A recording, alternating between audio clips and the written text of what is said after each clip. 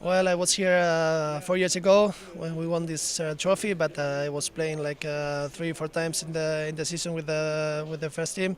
So now I became more mature in my game. So I'm really happy to be here to be among the best players in the world, and I'm really looking forward to play tomorrow and try to reach the final. I think they are really strong physically.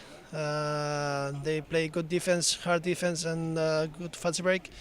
Uh, Mostly like we do, so it's going to be a tough game, and for me the chances are 50-50 in that moment.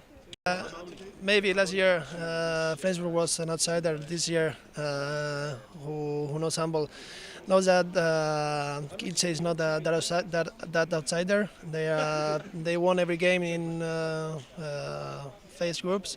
They won two really tough games against Vardar in the quarterfinals. So they're much better than the spectators see this Polish team.